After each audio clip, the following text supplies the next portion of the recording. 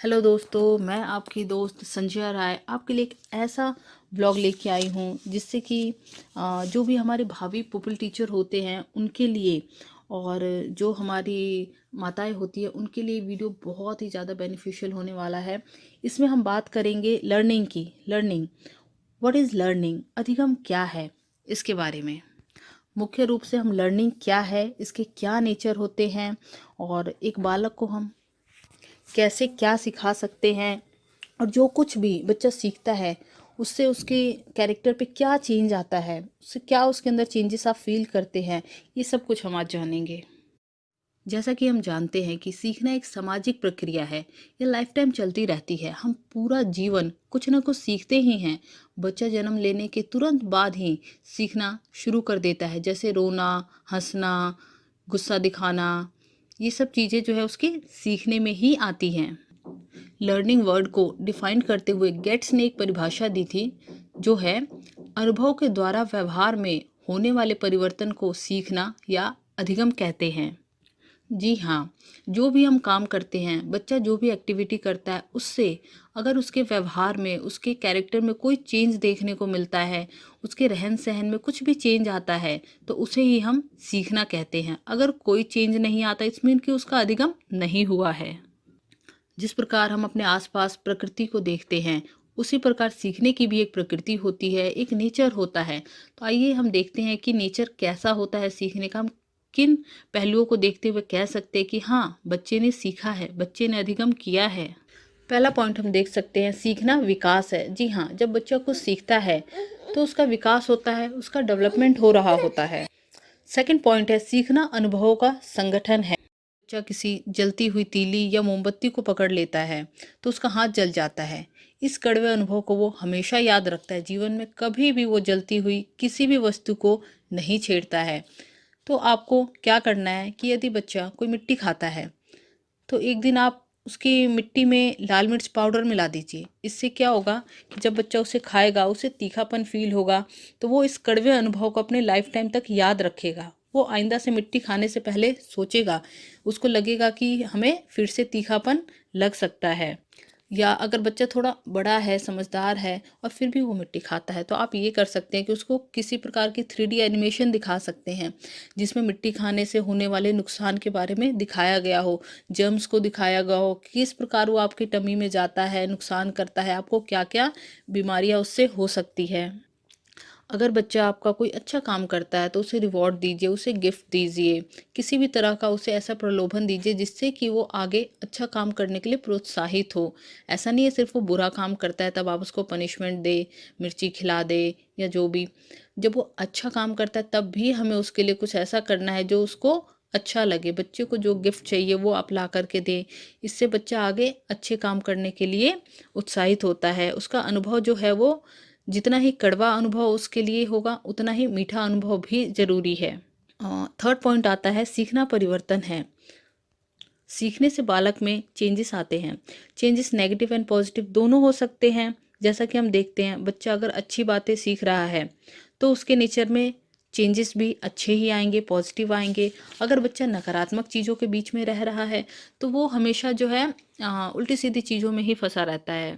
जैसा कि हम जॉइंट फैमिली में देखते हैं कि बच्चा देखता है उनके पेरेंट्स जो है ग्रैंड पेरेंट्स के कैसे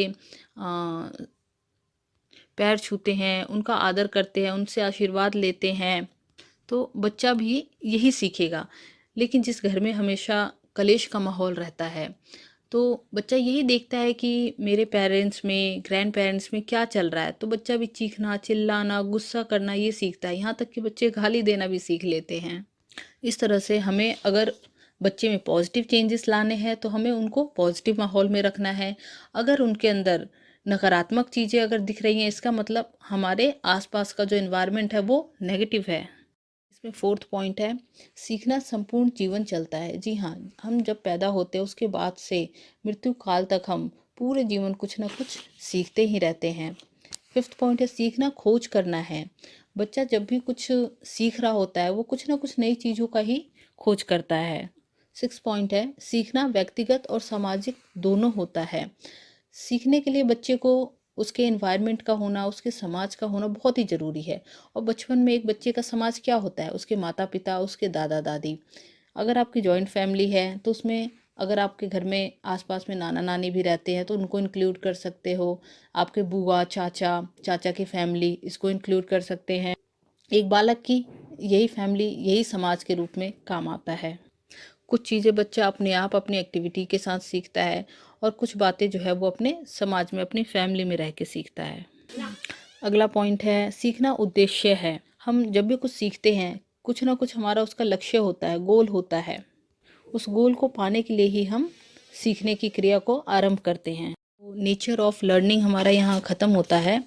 आगे हम देखते हैं कि बच्चों के व्यवहार में होने वाले परिवर्तन को हम सीखने की प्रक्रिया से जोड़ते हैं, परंतु व्यवहार में होने वाले कुछ परिवर्तन ऐसे भी हैं जिन्हें सीखना नहीं कहा जा सकता, और वो परिवर्तन ना तो उन्हें अपने अनुभव से मिलता है और ना ही हम उन्हें सिखाते हैं, बट फिर भी बच्चे ऐसी चीज़ें या बड़े सीख लेते हैं।